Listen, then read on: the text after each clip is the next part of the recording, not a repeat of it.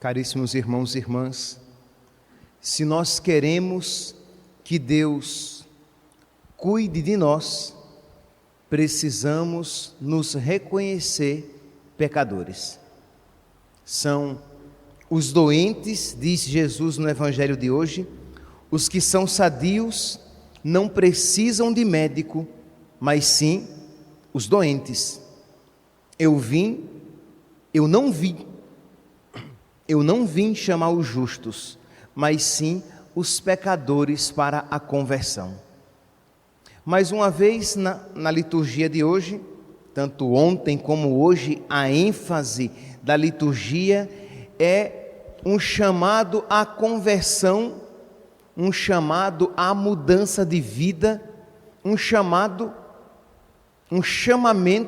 dos que se acham santos, piedosos, religiosos. Nós falávamos ontem daqueles que frequentavam o templo, que frequentavam o culto, que buscavam a Deus todos os dias, e Deus os chamava à conversão. Hoje Jesus fala para os fariseus e os doutores da lei, os homens religiosos. Jesus toca o coração de Levi, de Mateus, cheio de gratidão, um pecador público, um homem conhecidamente pecador,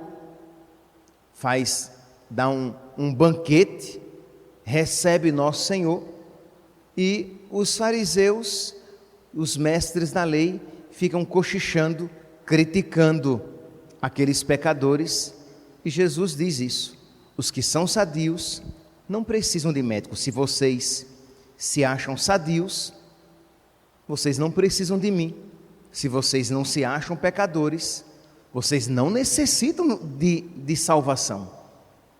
Meus irmãos, nós precisamos a cada dia pedir a Deus que nos conceda essa consciência das nossas faltas. Eu não sei se a pessoa está aqui, não quero nem olhar, vocês não vão saber nem quem é, né? Então, essa pessoa veio bem intencionada, não veio com arrogância não, veio bem intencionada, mas veio a mim, ligou para mim, melhor dizendo, para ser mais fiel, e perguntou: padre, eu não entendi bem a palavra de ontem, porque eu dizia, né, de que adianta você participar da missa todos os dias, de que adianta você rezar o rosário todos os dias se você não reconhece o seu pecado e se você não luta para mudar de vida. E a pessoa bem intencionada perguntava: mas eu sou ruim? Eu sou um homem mau? Eu sou uma mulher má? Eu tenho um coração ruim? E eu dizia a essa pessoa que a própria pergunta já demonstrava de alguma maneira a doença. Isto é, e aqui, meus santos, eu disse a essa pessoa, eu poderia dizer isso a mim. Qual era a doença? O orgulho. Isto é, quando eu pergunto se eu sou ruim, é porque eu não estou vendo ainda a minha ruindade. É claro que nós somos ruins, é claro que nós somos pecadores, é claro que nós somos necessitados de conversão. Sim, é verdade, pode ser que não seja necessitado, mas já entraremos neste ponto daqui a pouco, mas pode ser que você não seja necessitado de grandes conversões, porque você não tenha grandes e horrorosos pecados. Mas se você, meu santo, não é santo, se você só é santo na boca do Padre Overlan, que chama você de santo e santa, se você não é santo, é porque existe pecado, maldade, ruindade no seu coração, e você precisa se converter. Mas sabe qual é a boa notícia? É que são esses que necessitam de nosso Senhor. E foi para esses que nosso Senhor veio. Porque se você diz, em mim não há maldade, em mim não há pecado, em mim não há ruindade, os sadios não necessitam de médico. Mas se você bate no seu peito e diz, Jesus, eu necessito da tua salvação, eu necessito da tua graça. Jesus diz, e eu vim exatamente para você. Os psicólogos e os psiquiatras, especialmente esses dois, eles são unânimes em dizer que o paciente mais difícil de ser tratado é aquele que resiste ao tratamento, porque ele acha que não necessita de mudança, de transformação interior, porque ele não é tão doente assim. Então, quando nós olhamos para nós mesmos e dizemos assim, eu não sou tão pecador assim. Quando você diz isso, de alguma maneira o orgulho já está nublando a sua visão espiritual. É como que você dissesse, eu não necessito tanto assim de conversão. Então, meus santos, meus irmãos, a primeira atitude hoje, neste sábado, diante dessa liturgia, é bater no peito e reconhecer os nossos pecados e reconhecer que somos todos doentes, miseráveis, necessitados da graça de Deus. Porque se nós não expusermos a Deus o nosso coração ferido, se nós não apresentarmos a Deus as nossas misérias, nós não obteremos cura, nós não obteremos o remédio. Então, com toda a confiança, no amor de Deus, confiando na sua misericórdia, abrir o coração e apresentar as ruindades, os próprios pecados, para que Deus misericordiosamente os cure. Mas vamos lançar um olhar sobre aquele segundo ponto que eu dizia, pode ser que você tenha essa tentação, sim, a palavra é essa, tentação, de dizer que você não necessita tanto de conversão, porque afinal de contas, você não tem tão grandes pecados.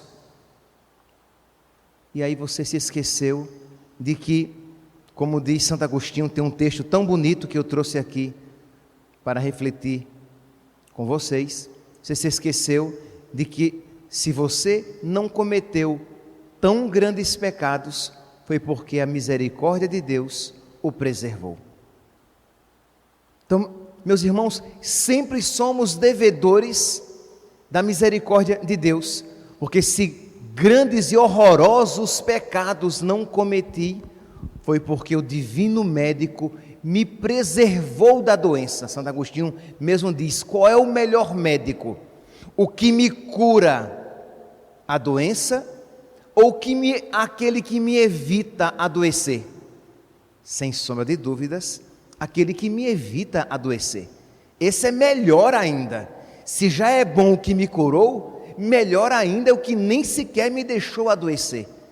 Então, se você olha para a sua vida e vê a ausência de grandes pecados, ao invés de você se orgulhar e dizer, eu não preciso tanto de conversão, eu não sou tão ruim assim, você deveria ser ainda mais humilde e ainda mais grato e dizer, Senhor, obrigado, pois a tua graça me perdoou antecipadamente, a tua graça me preservou desses pecados. Eu necessito do Senhor, o Senhor é o meu médico. Santo Agostinho, então, refletindo sobre esta realidade, ele diz, amar-te-ei, Senhor, e dar-te-ei graças, e confessarei teu nome, pois me perdoaste tantas e tão nefandas ações.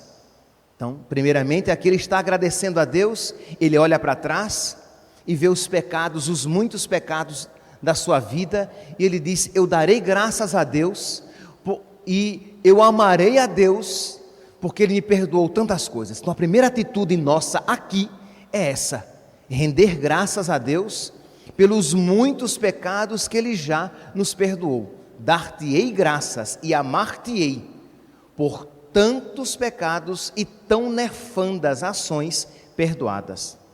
Devo à tua graça e misericórdia teres dissolvido os meus pecados como gelo, como também o mal que não pratiquei.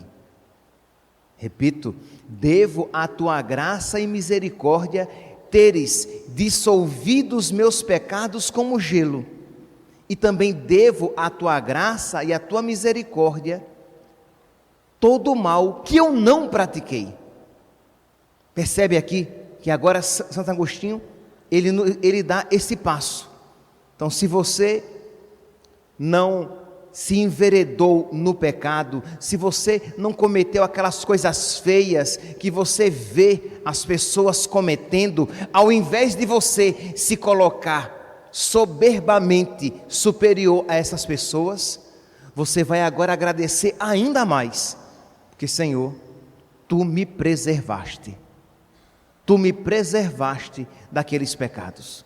Se você persevera no bem, se você persevera na sua vocação, se você persevera no seu matrimônio, se você persevera na castidade, no seu namoro, se você persevera na luta contra os seus pecados, se você ainda não se deu por vencido e continua lutando contra os seus pecados, é por graça de Deus. E você deve dobrar os seus joelhos e dizer: amar-te-ei e render-te-ei graças sempre, Senhor.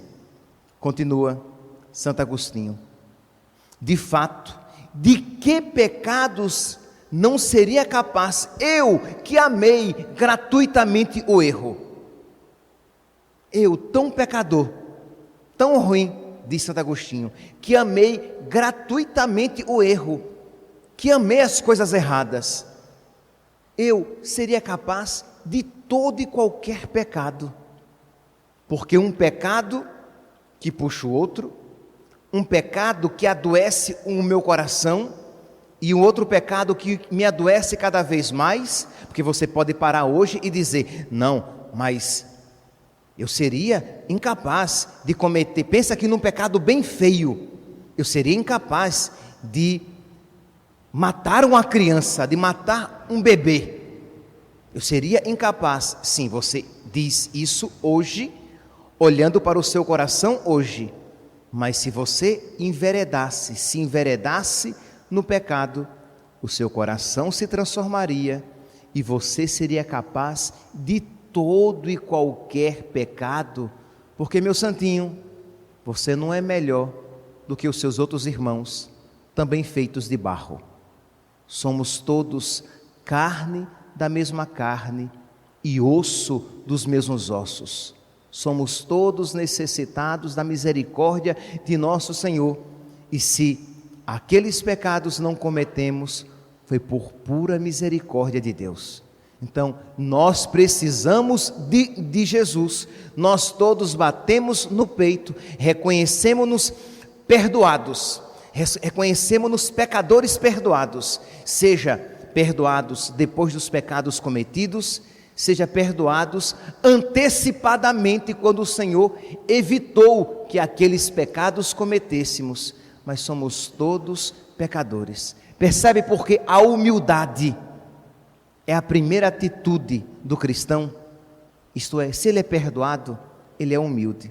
Então, se você olha para o seu irmão e vê os pecados do egoísmo, da falta de generosidade, da preguiça espiritual, seja lá quais forem os pecados, e você, graças a Deus, não os percebe no seu coração, agradeça a Deus, porque se não fosse a graça de Deus, egoísta você seria, preguiçoso você seria, maldoso você seria. Se isso você não percebe, mas seja cuidadoso na sua análise, porque pode ser que esteja lá também. Mas se isso você não perceber, é por graça de Deus. Então sempre nós nos voltamos para Deus em gratidão e em louvor, em ação de graças. Quem dentre os homens, conhecendo sua fraqueza, poderá atribuir a si mesmo a sua castidade e a sua inocência? Santo Agostinho aqui pega duas virtudes em particular, a castidade e a inocência. Pois bem, quem é, sabendo que é pó, lembra-te que és pó, sabendo-se carne da mesma carne e osso dos mesmos ossos dos nossos primeiros pais, sabendo que no pecado, como diz o Salmo 50, no pecado fomos concebidos, já nascemos marcados pelo pecado original. Quem, se não cair numa insensatez louca, quem se atribuirá a si mesmo a inocência e a castidade observadas em si? Se você percebe isso em você, se você percebe qualquer outra virtude, qualquer outra beleza, renda graças a Deus, porque foi graça de Deus, misericórdia de Deus que colocou no seu coração. E aí você olha para o seu irmão, marcado pelo pecado, você olha com misericórdia também, porque sabe que você é um vaso de misericórdia de Deus. Então extirpamos o orgulho, este pecado tão venenoso, tão terrível e bem mais próprio aos espirituais, aos ditos espirituais. Não é que uma pessoa de pecados baixos, ela não possa cometer o pecado do orgulho. Pode, mas as pessoas que se pensam espirituais estão mais inclinadas a este pecado, como nós ouvimos na primeira leitura de ontem e no evangelho de hoje. Continua então Santo Agostinho terminando a sua reflexão: aquele, pois, chamado por ti, seguiu tua voz. Repito, aquele, pois, que chamado por ti, seguiu tua voz e evitou todos estes pecados, foi curado pelo médico antecipadamente. E deve amar este médico tanto mais, quanto mais por ele foi curado. Então ele vai concluir com essa ideia. Ora, qual médico deve ser mais amado? Quem mais deve amar o médico? Aquele que foi curado ou aquele que foi preservado? Meus irmãos, diante então desta palavra, nós queremos reconhecer com toda a gratidão, com toda a alegria, a misericórdia de nosso Senhor. Se hoje estamos aqui nessa igreja, estamos rezando, procurando fazer uma boa quaresma, lutando contra os nossos pecados, é porque Deus foi generoso, derramando a sua graça nos nossos corações. Se hoje nos vem à mente pessoas que não têm essa mesma postura, que têm se afastado de nosso Senhor, que têm fechado o seu coração para a graça de Deus, intercedamos por essas pessoas como quem intercede por um irmão, por uma irmã, por um filho, por um pai, por um amigo, não como alguém que aponta e diz: a este pecador miserável, aquela pecadora miserável, que sequer procura a Deus, que não reza, que não vai à missa, mas alguém que diz: meu Deus, por misericórdia, derrama mais generosamente ainda a graça que tu derramaste no meu coração. Concede ao meu irmão, à minha irmã, ao meu amigo, ao meu pai, ao meu filho, concede esta graça, Senhor, que tu concedeste a mim, para que ele também possa, com o coração cheio de gratidão, dizer como eu: nós precisamos de ti, tu és o nosso médico, nós somos doentes, tu és o nosso Salvador e nós, miseráveis pecadores. Louvado seja nosso Senhor Jesus Cristo.